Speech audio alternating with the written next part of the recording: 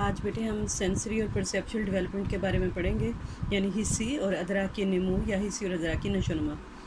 یہ نشوونما کی کوئی قسم نہیں ہے، جو پہلے ہم پہلو پڑھ چکے ہیں، اس کا کوئی تعلق ان پہلوؤں سے نہیں ہے، لیکن اس کا تعلق جو ہے یہ فرد کی وقوفی اور جسمانی نشوونما سے ہے۔ یعنی جسمانی نشوونما کے دوران ہمارے حواس خمسہ یا جو ہمارے حواس ہیں ان کی نشوونما کا عمل مکمل ہوتا ہے، اور اس حسی نظام کی نشوونما کے نتیجے میں ادراکی نشوونما واقع ہوتی ہے۔ یعنی اپنے حواس کے ذریعے ہم جو معلومات حاصل کرتے ہیں ان کے جو معنی ہیں یا ان کے تاثرات ہیں ہمارے دماغ تک جاتے ہیں، اور دماغ ان کو کوئی نہ کوئی معنی پہنا دیتا ہے، جو کہ خالصتاً ایک وقوفی عمل ہے۔ یعنی وقوفی عمل سے مراد یہ کہ یہ ذہانتی عمل ہے، ذہانت کے ساتھ اس کا تعلق ہے، اور کوگنیشن سے مراد ہماری عقل، ہماری سمجھ اور بوجھ ہے۔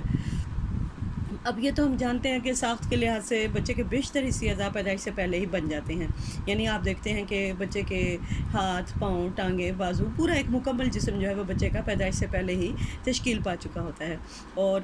پھر یہ سوال کہ وہ اعضاء یا وہ حسی اعضاء کب کام کرنا شروع کرتے ہیں،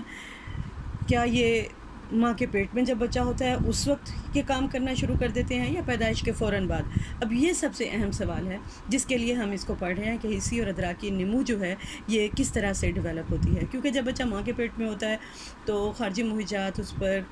یوں سمجھ لیں کہ اس پر کوئی اثر نہیں کر سکتے، کیونکہ اس کا خارجی دنیا سے واسطہ نہیں ہے، وہ خارجی محیطات سے بالکل لا تعلق ہے۔ جیسے ہی وہ اس دنیا میں آتا ہے تو خارج سے بہت سے محیطات اس پر بمباری شروع کر دیتے ہیں، یعنی وہ آوازیں سنتا ہے، چہرے دیکھتا ہے، اور بہت سارے محیطات جو ہیں اس کو متاثر کرتے ہیں، باہر کی دنیا کا ماحول۔ تو کیا وہ اس وقت رد عمل دیتا ہے یا ماں کے پیٹ میں بھی رد عمل کی صلاحیت اس کے اندر موجود ہوتی ہے؟ بہت ساری تحقیقات جو ہیں وہ یہ شو کرتی ہیں کہ ماں کے پیٹ میں بھی بچہ بہت سارے محیطات کے لیے یعنی حساسیت جو ہے وہ رکھتا ہے، اور اس کے اندر حساسیت پیدا ہو جاتی ہے۔ جیسے ٹچ سینسیشن جو ہے یہ ماں کے پیٹ میں اس کے اندر جو ہے حسی استعداد اس چیز کی پیدا ہو چکی ہوتی ہے،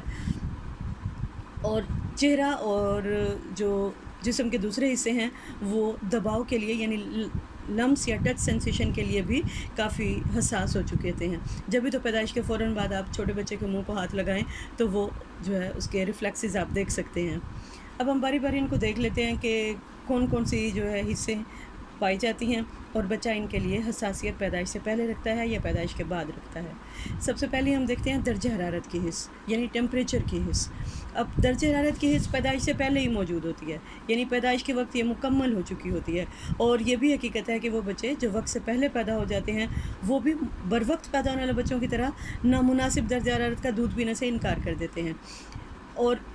درد کی حساسیت بھی فیٹس کے ایام میں ہی بچے کے اندر موجود ہوتی ہے، اگرچہ ابتدائی ایام میں کم ہوتی ہے، لیکن اور چہرے پہ باقی جسم کی نسبت زیادہ ہوتی ہے، لیکن ابھی یہ مکمل نہیں ہوئی ہوتی، لیکن موجود ضرور ہوتی ہے۔ اس لیے شروع میں بچے کو آپ انجیکشن لگوائیں تو اس کو اتنا پین فیل نہیں ہوتا ہے، اور بعد میں اس کو وہ درد کی جو سینس ہے وہ بھی زیادہ ہوتی ہے، اور درجہ حرارت کی حس میں بچہ سردی کی حس زیادہ محسوس کرتا ہے، اس کے لیے زیادہ حساسیت ہوتی ہے اس کے جسم میں بنسبت گرمی کی حس کے، اور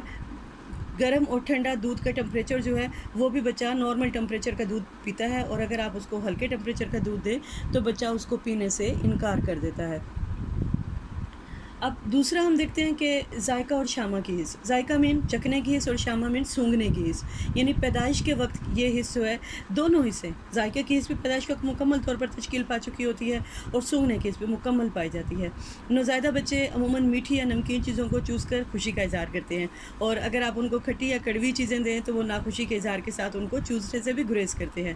اب یہ حس ظاہری طور پر بعض اوقات پیدائش سے پہلے ہی تشکیل پا جاتی ہے، کیونکہ وقت سے پہلے پیدا ہونے والے بچے بھی ذائقے کی تہیج کے لیے جوابی عمل ظاہر کرتے ہیں، اور شامہ یا سونگھنے کی حس بھی نوزائیدہ بچوں میں پیدائش کے وقت مکمل پائی جاتی ہے، اور بو کے لیے بھی بچوں کے جسم اور تنفسی رفتار میں جوابی تبدیلی مشاہدہ کی گئی ہے۔ اب تحقیقات سے پتہ چلتا ہے کہ جو نوزائیدہ بچے ہوتے ہیں وہ فینائل، ایتھائل، الکوہل اور سونف کا دودھ جب ان کو ہم دیتے ہیں تو سونف والا دودھ اور سادہ دودھ میں بھی یعنی یہ فرق محسوس کر سکتے ہیں، اور بالغ افراد میں خوشگوار اور ناگوار بوؤں کے لیے واضح فرق کے ساتھ جوابی افعال مشاہدہ کیے گئے ہیں، جبکہ نوزائیدہ بچوں میں یہ جو ہیں یہ ساری حصیں یہ محسوس کی گئی ہیں ذائقہ اور شامہ کی کہ اس کے اندر موجود ہوتی ہیں۔ سمعی حس یعنی سننے کی حس یہ بھی پیدائش کے وقت مکمل ہوتی ہے، اور نوزائیدہ بچے خالص اور مرکب آوازوں میں تمیز کر سکتے ہیں، اور آوازوں کی بلندی اور ان کا وقفہ یعنی اس کے درمیان بھی فرق محسوس کر سکتے ہیں، اور نوزائیدہ بچے عام بول چال کی حد تک ہلکی آوازیں بھی سن سکتے ہیں، مدھم اور سریلی آواز میں بھی فرق محسوس کرتے ہیں، اور پیدائش کے تھوڑی دیر بعد ہی بچہ آواز کا ارتکاز بھی کر سکتا ہے۔ پھر ہم دیکھتے ہیں بصری حس۔ بصری حس یہ پیدائش کے وقت مکمل نہیں ہوتی ہے، کیونکہ شبکیہ کی نامکمل نشو و نما کی وجہ سے بچے پیدائش کے وقت صاف دیکھ نہیں سکتے، اس لیے یہ جو ہے فرض کیا گیا ہے کہ نامکمل تشکیل کی وجہ سے شبکیہ کی بچوں کو شاید صاف نظر نہیں آتا ہے۔ بہرحال تجربات سے یہ ضرور معلوم ہوا ہے کہ چھوٹے بچے نمونہ جات کے درمیان تمیز کر سکتے ہیں اور گہرائی کے ادراک کا اظہار بھی کرتے ہیں۔